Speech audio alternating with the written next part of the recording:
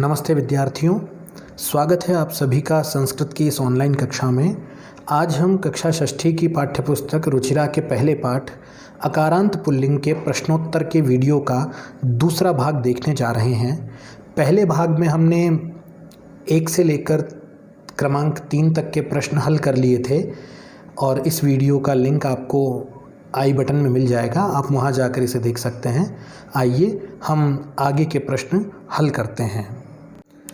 आइए अगले प्रश्न में हमसे कहा है चित्राणि दृष्ट्वा संस्कृत पदानि लिखत।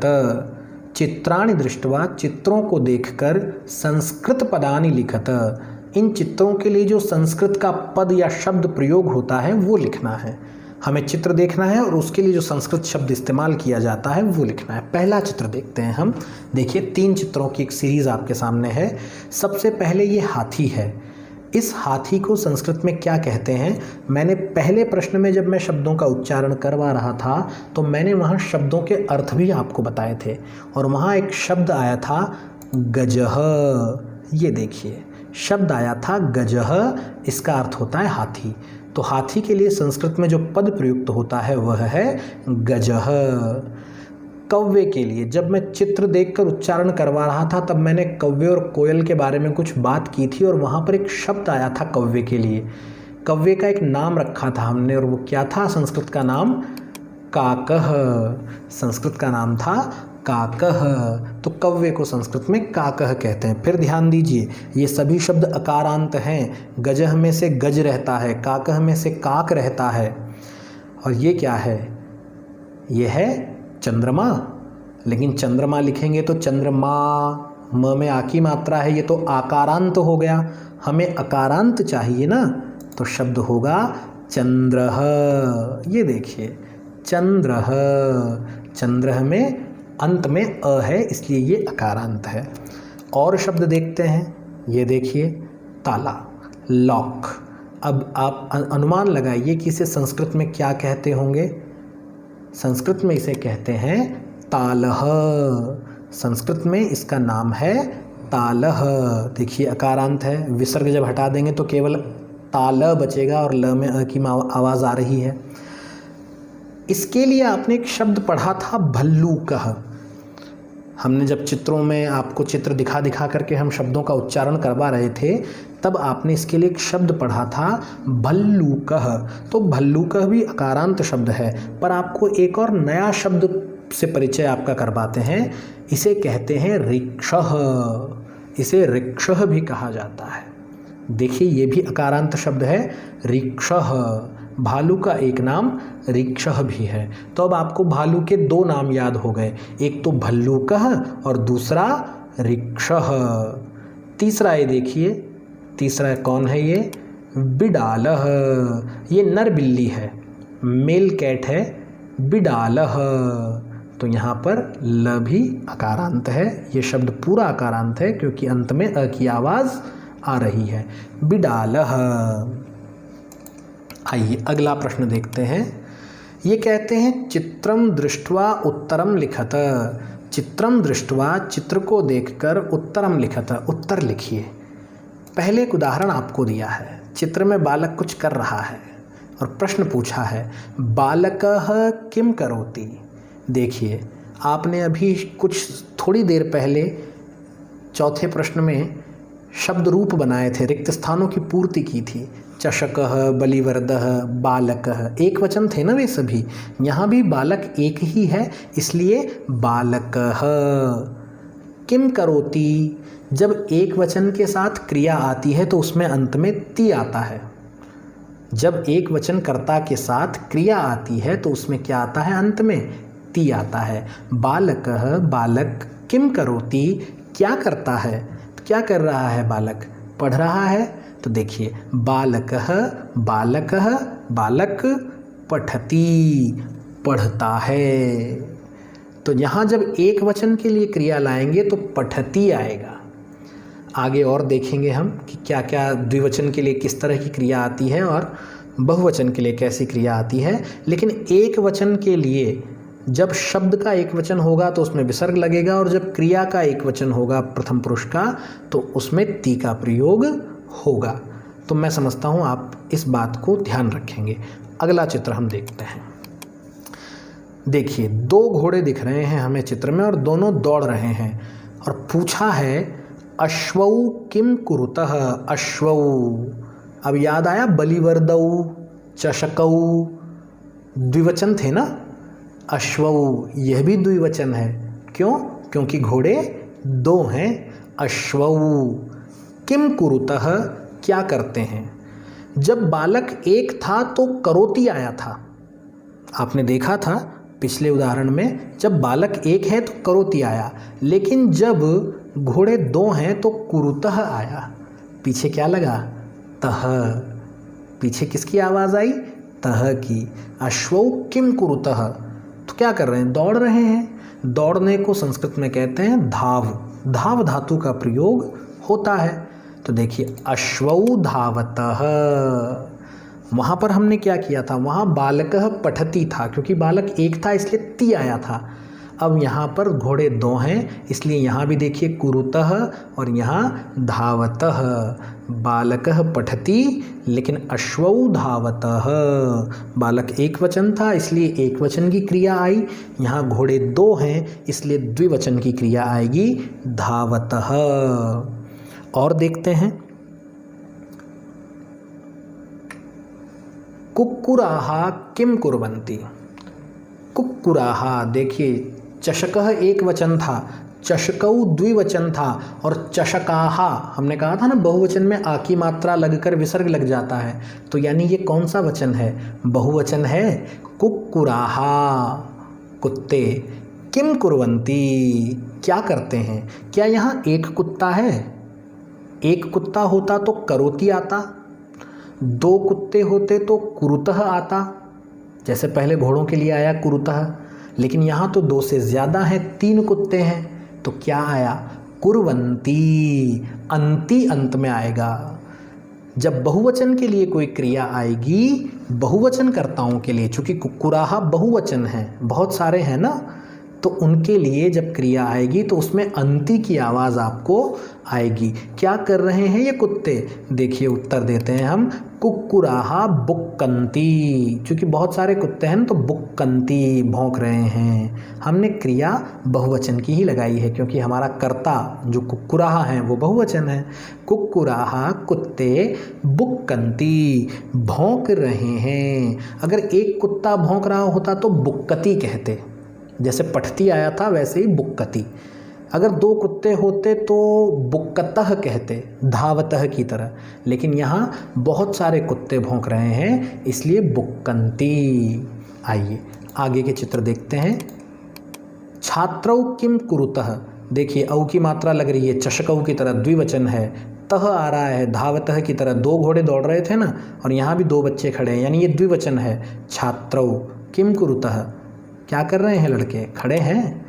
छात्रौ तिष्ठतः, देखिए द्विवचन की क्रिया है, दो बालक हैं तो मैंने द्विवचन की ही क्रिया लगाई। छात्रौ तिष्ठतः, एक बालक होता तो मैं तिष्ठति लिखता और यहाँ छात्रौ की जगह छात्रः लिखता, क्योंकि चषकः था एक वचन, छात्रः होता यहाँ पर और तिष्ठति आता, लेकिन दो हैं इसलिए छात्रौ और तिष्ठतः।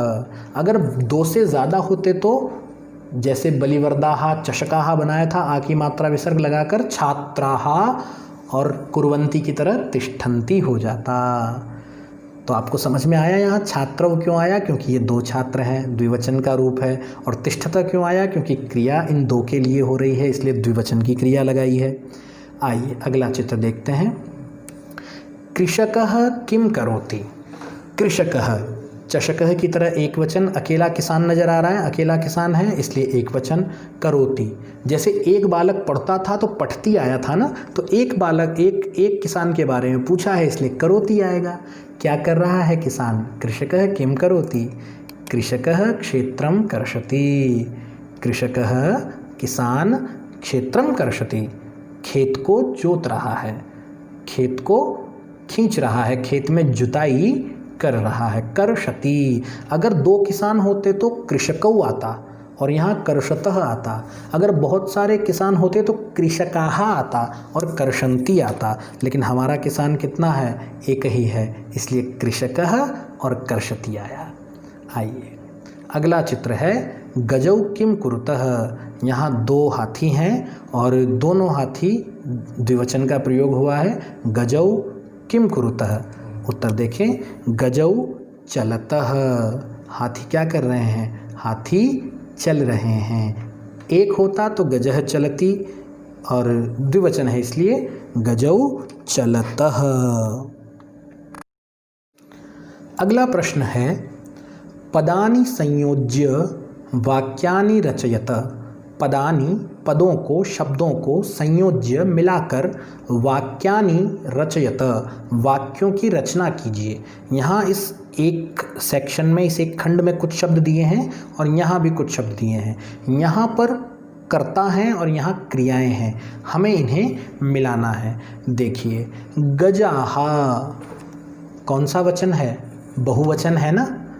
बलिवर्दाहा, चषकाहा की तरह आ की मात्रा लगाकर विसर्ग लगाया है। यदि एक वचन होता तो गजह होता, द्विवचन होता तो गजौ होता, लेकिन बहुवचन है इसलिए गजाहा। अब बताइए हाथी, गजाहा, इसमें से सबसे पहले हमें यह समझना है कि जब कर्ता बहुवचन है तो क्रिया भी बहुवचन की आएगी। और हमने कहा था बहुवचन की क्रिया में अंति आता है। तो यहाँ देखिए अंति एक तो इसके पीछे है और एक इसके पीछे है। केवल दो क्रियाएं ऐसी हैं जिनके पीछे अंति लग रहा है। तो नृत्यंती का मतलब होता है नाचना। तो क्या हाथी नाच रहे हैं, नाच रहे थे? अभी हमने ठीक थोड़ी देर पहले देखा था। क्या हाथी नाच रहे थे? नहीं ना, हाथी क्या कर रहे थे, चल रहे थे। तो हम गजाहा को किससे मिला देंगे, चलंती से। देखिए गजाहा बहुवचन है, उसके साथ क्रिया भी कैसी आएगी, बहुवचन की ही आएगी। अब इसके बाद देखिए सिंघऊ, जैसे चषकऊ देखा था, जैसे शुनकऊ देखा था। जब औ की मात्रा लगती है तो द्विवचन होता है ना शब्द, सिंघऊ, तो ये भी द्विवचन है। अब देखिए इसमें द्विवचन की क्रियाएं कौन कौन सी है। द्विवचन की क्रिया में हमने क्या बताया था, द्विवचन की क्रिया में पीछे तह आता है, त के पीछे विसर्ग आता है। अब यहाँ दो क्रियाएं हैं, पठतः और गर्जतः, जिनमें त के साथ विसर्ग आ रहा है। पठतः का अर्थ होता है पढ़ते हैं। क्या शेर पढ़ते हैं? नहीं ना, शेर क्या करते हैं, गर्जतः, गरजते हैं। तो द्विवचन शेर के साथ हमने द्विवचन क्रिया गर्जतः मिला दी। गायकः, यहाँ देखिए, यहाँ आ के साथ विसर्ग था तो बहुवचन, यहाँ औ था तो द्विवचन, पर यहाँ न तो आ है न औ है, ये तो अ के साथ है, विसर्ग अह है। गायकः तो कौन सा वचन है, एक वचन हुआ ना, एक वचन हुआ। तो अब देखिए एक वचन के साथ हमने बताया था कि एक वचन की क्रिया में ती लगता है अंत में, केवल ती। तो कौन सी क्रिया है, केवल गायती ऐसी क्रिया है जिसके अंत में ती आ रहा है। गायकः गायति, गायक गाता है, सिंगर गाता है। तो इसे मिला दीजिए, एक वचन के कर्ता को एक वचन की क्रिया से मिला दिया हमने। बालकौ, सिंघऊ की तरह है, बालकौ द्विवचन है, तो हमने द्विवचन की दो ही क्रियाएं मिली थी हमें, पठत और गर्जत। गर्जत को सिंह से मिला दिया, तो बालकौ को किससे मिलाएंगे, पठत से। देखिए द्विवचन में औ की मात्रा कर्ता में लगती है और क्रिया में तह लगता है। बालकौ पठतः, दो बालक पढ़ते हैं। यहाँ था दो शेर गरजते हैं, यहाँ था बहुत सारे हाथी चलते हैं, ये बहुवचन थे। अब देखिए मयूराहा नृत्यन्ति, गजाहा की तरह मयूराहा है। गजाहा बहुवचन था तो मयूराहा भी बहुवचन है, क्योंकि आ के साथ विसर्ग आ रहा है। और हमने दो क्रियाएं मिली थी, चूँकि हमने कहा था बहुवचन की क्रिया के पीछे अंति लगता है, तो नृत्यंती और चलंती दो थी। तो चलने का काम तो हाथी कर रहे हैं, तो मोर क्या काम करेंगे, मयूराहा नृत्यंती, मयूर मोर नृत्यंती, नाचते हैं। कितने मोर, एक मोर नहीं, एक मोर होता तो मयूरह होता, दो मोर नहीं, तब मयूरौ होता। तो फिर बहुत सारे मोर नाच रहे हैं, मयूराहा। एक मोर होता तो नृत्यंती होता क्या, नहीं, नृत्यति होता, गायती की तरह। दो मोर होते, दो मोर नाच रहे होते तो नृत्यंती होता क्या, नहीं, नृत्यतः होता, पठतः की तरह। लेकिन यहाँ बहुत सारे मोर नाच रहे हैं, इसलिए नृत्यन्ती होगा। तो अब मैं समझता हूँ आपको इन्हें मिलाना समझ में आ गया होगा। आइए अगला प्रश्न देखते हैं। मंजूषातः, देखिए मैंने बड़े ऊ की मात्रा को बड़ा ऊ ही बोला है। मंजूषातः, मंजूषा नहीं बोला, मंजूषातः पदम चित्वा, मंजूषा से पद यानी शब्द, चित्वा यानी चुनकर, रिक्त स्थानानि, रिक्त स्थानों को पूरयतः पूरा करो, भरो। तो देखिए ये मंजूषा दी हुई है, इस मंजूषा में 6 शब्द दिए हैं। 6 शब्द कौन से हैं? नृत्यन्ती, पता चला ना, बहुवचन है, अंती आ रहा है। गर्जतः, याद आया, द्विवचन है, तह आ रहा है। धावती, पता चला, एक वचन है, ती आ रहा है। चलतः, गर्जतः की तरह द्विवचन, फलंती, नृत्यन्ती की तरह बहुवचन, खादती, धावती की तरह एक वचन।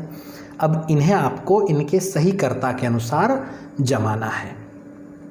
मयूराहा, बहुवचन है, याद आ रहा है ना, चषकाहा, आ की मात्रा लगाकर विसर्ग लगा देना, बहुवचन है ना।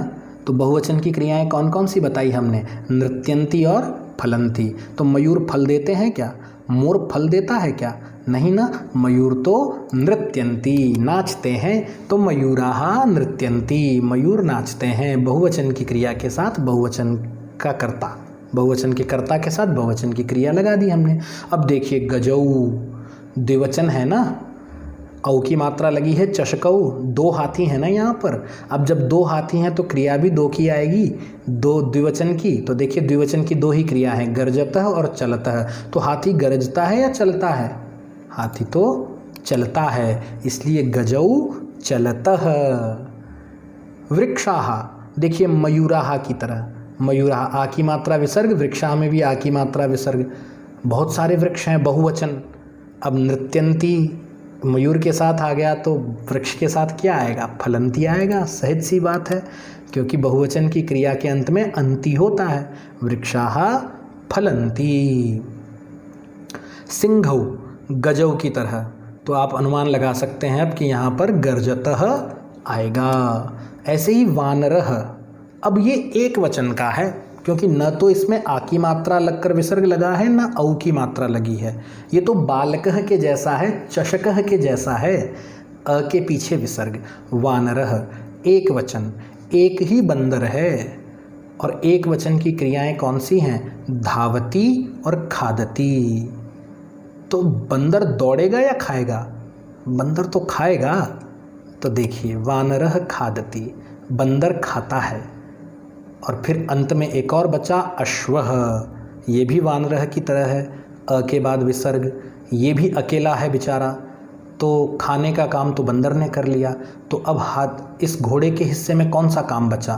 धावती, दौड़ने का काम बचा। बेचारा घोड़ा दौड़ ही सकता है, तो हमने लिख दिया धावती। हमने कहा था ना पुल्लिंग की क्रियाओं में ती आता है अंत में। तो देखिए वानरः खादती, अश्वः धावती, बंदर खाता है और हाथी और घोड़ा दौड़ता है। मोर नाचता है, हाथी चलते हैं, 2 हाथी चलते हैं। देखिए बहुत सारे मोर नाच रहे हैं, लेकिन हाथी 2 ही चल रहे हैं। बहुत सारे वृक्ष फल दे रहे हैं, लेकिन सिंह 2 ही गरज रहे हैं। खाने का काम एक ही बंदर ने किया और दौड़ने का काम भी एक ही बंदर ने किया।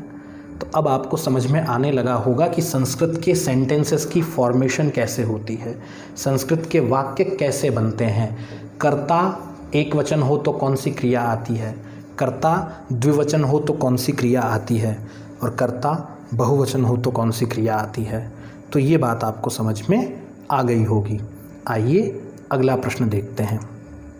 अगला प्रश्न है सह तौ ते इत्येतेभ्यः उचितं सर्वनाम पदम चित्वा रिक्तस्थानानि पूरयतः।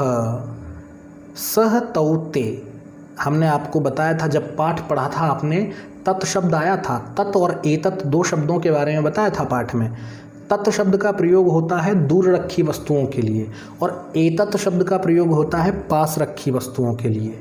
सह तौ ते, सह एक वचन है, तौ द्विवचन है और ते बहुवचन है। इत्येतेभ्य, इनमें से उचितम सर्वनाम पदम चित्वा, उचित सर्वनाम पद चित्वा चुनकर रिक्त स्थानानि पूरयत, रिक्त स्थानों की पूर्ति कीजिए। तो मैंने आपको पहले ही बता दिया कि सह एक वचन है, इसलिए एक वचन की क्रिया के साथ ही आएगा। एक वचन की क्रिया के अंत में ती लगता है। तौ द्विवचन है, इसलिए द्विवचन की क्रिया के साथ ही आएगा। द्विवचन की क्रिया के अंत में तह लगता है। और ते बहुवचन है, इसलिए बहुवचन की क्रिया के साथ ही आएगा, और बहुवचन की क्रिया के अंत में अंति लगता है। तो मैं समझता हूँ क्लियर हुई होगी बात। अश्वः धावति, हाथी घोड़ा दौड़ता है। पहले दौड़ाया था ना, पिछले पृष्ठ में घोड़े को दौड़ाया था, बंदर को खिलाया था और घोड़े को दौड़ाया था। अश्वः धावति, बेचारा दौड़ रहा है अभी तक। एक वचन है, ती आ रहा है ना अंत में। वह चषकः की तरह, बालकः की तरह, अश्वः धावति एक वचन है, तो एक वचन के लिए क्या आएगा? सह। देखिए सह धावति, हमने अश्वः को रिप्लेस किया सह से। अब यहाँ देखिए गजाः चलन्ति, गजाः चलन्ति, अंति आ रहा है, बहुवचन की क्रिया है, आ के साथ विसर्ग लगा है, कर्ता भी बहुवचन है। एक या दो हाथी नहीं है, बहुत सारे हाथी चल रहे हैं, झुंड में चल रहे हैं। तो क्या एक वचन का सह आएगा? नहीं। क्या द्विवचन का तौ आएगा? नहीं। बहुवचन है, बहुत सारे हैं, तो ते आएगा। ये देखिए ते चलन्ति, वे चल रहे हैं। ते चलन्ति यानी वे चल रहे हैं। सह धावति, वह दौड़ रहा है, घोड़ा दौड़ रहा था, और वे चल रहे हैं, हाथी चल रहे हैं। छात्रौ पठतः, छात्रौ चषकौ की तरह है, ये देखिए तौ की तरह। दो छात्र पढ़ रहे हैं ना, ज़्यादा नहीं मिले होंगे, दोस्त नहीं आए होंगे, दो ही छात्र बैठे हैं पढ़ने को। छात्रौ पठतः, पठतः द्विवचन की क्रिया है, तह पीछे आता है। देखिए तो क्या आएगा? सह तो एक वचन है, ते बहुवचन है, तो क्या रहेगा हमारे पास? तौ। तो ये देखिए तौ पठतः, वे दोनों पढ़ रहे हैं, वे दोनों पढ़ रहे हैं। फिर देखें वानराः क्रीडन्ति, वानराः यानी बंदर, क्रीडन्ति अंति आ रहा है, बहुवचन की क्रिया है। वानराः चषकाः बलिवर्दाः की तरह बहुवचन है। एक बंदर ने फल खाया था, लेकिन अब बहुत सारे बंदर खेल रहे हैं।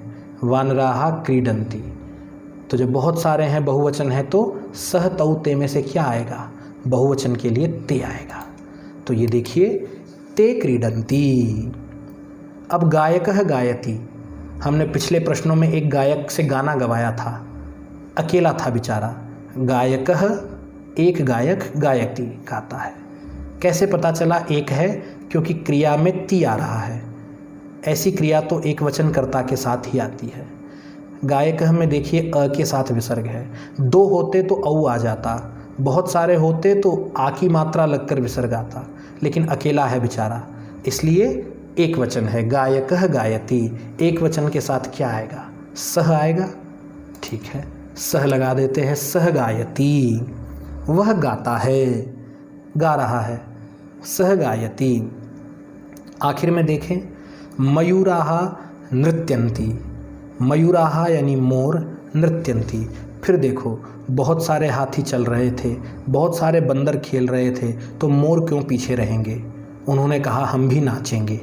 हम भी मतलब एक मोर नहीं, दो मोर भी नहीं, बहुत सारे मोर। कैसे पता लगा? आ की मात्रा के साथ विसर्ग है।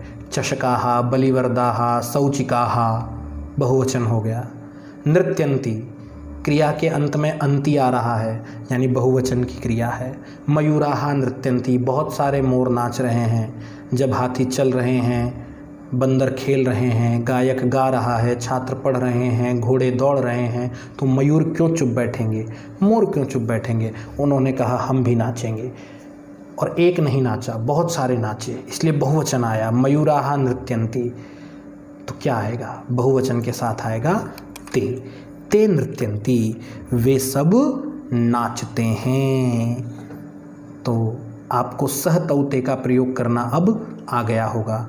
अगर आपका दोस्त दूर खड़ा हुआ है, एक दोस्त, तो आप कहेंगे सह।